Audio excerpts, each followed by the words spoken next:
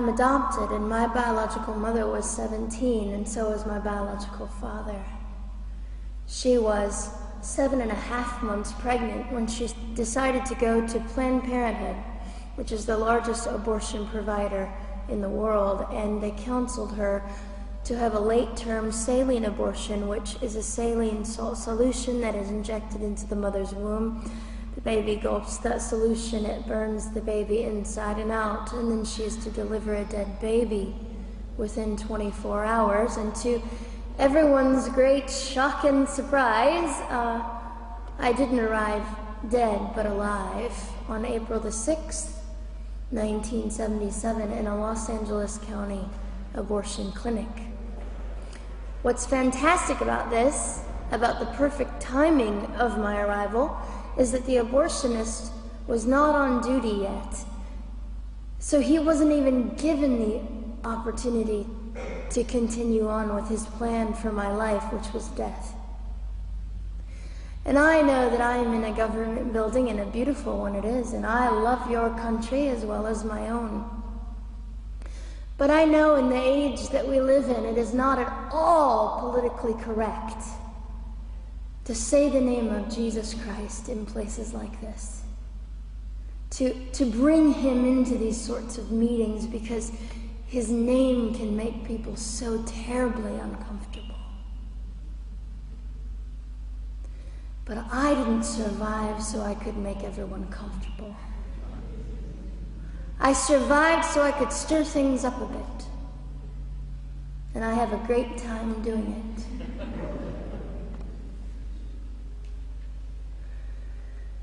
And so I was delivered alive, as I've already said, after 18 hours. I should be blind, I should be burned, I should be dead.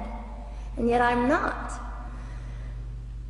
You know what is fantastic vindication is the fact that the abortionist had to sign my birth certificate. So I know who he is. And it also says, for any skeptic listening, on my medical records, born during saline abortion. Ha! They didn't win. I've done some research on the man that performed the abortion on me. And his clinics are the largest chain of clinics in the United States of America, and they gross $70 million a year. I read a quote from him at some point several years ago, and he said, "I have aborted over 1 million babies, and I consider it my passion." I tell you these things because, listen, ladies and gentlemen, we are in an interesting battle, whether we realize it or not, in this world. It is a battle between life and death. What side are you on?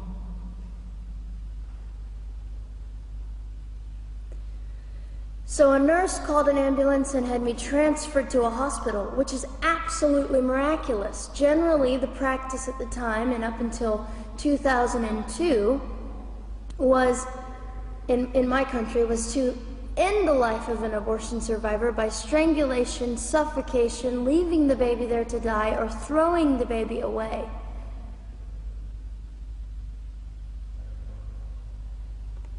But on August the 5th, 2002, my extraordinary President Bush signed into law the Born Alive Infants Protection Act to prevent that from occurring anymore. You see, we're playing for keeps. We're playing for, I'm hoping to be hated by the time that I die so that I can feel God about me and understand what it was to be hated. He was hated. Christ was hated.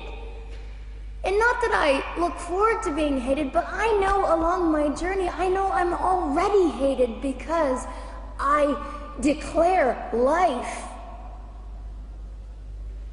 I say, you didn't get me. The silent Holocaust didn't win over me. And my mission, ladies and gentlemen, among many things, is this: to infuse humanity into a debate that we have just compartmentalized and set on a shelf and said it is an issue. We have removed our emotions. We are becoming harder. Do you really want that?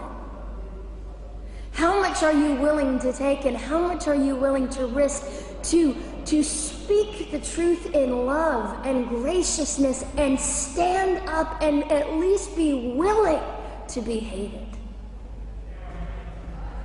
Or at the end of the day, is it all about you or me? And so, after that, I was placed in an emergency foster care home where they decided they didn't like me very well, and as I'm fond of saying, I don't know how you could not adore me right from the start. What is wrong with these people? But they didn't.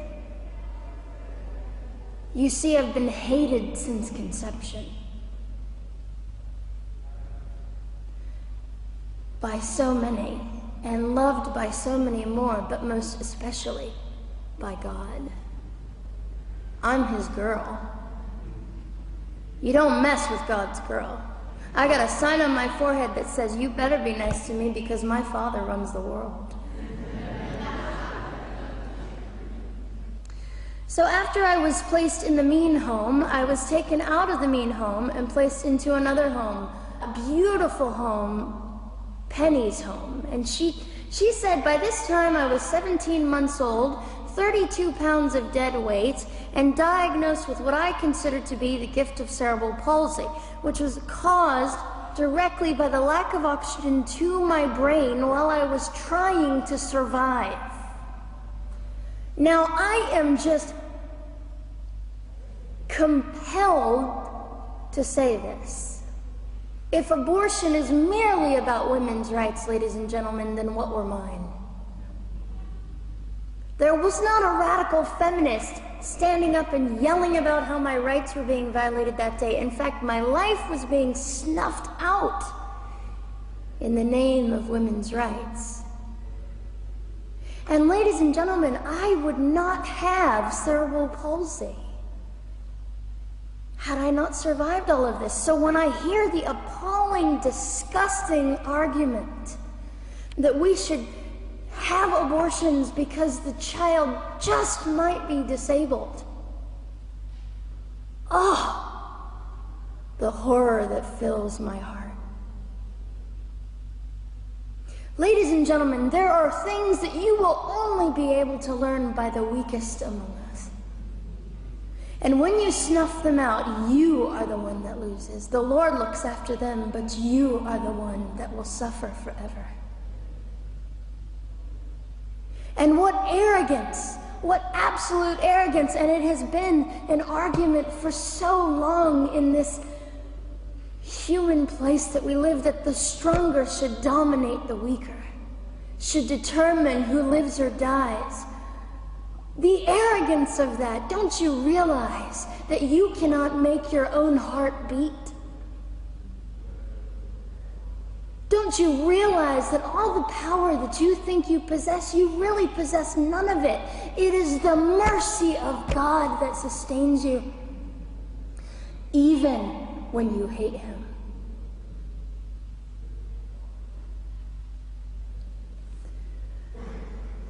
So they looked at my dear Penny and they said, Gianna will never be anything, which is always encouraging.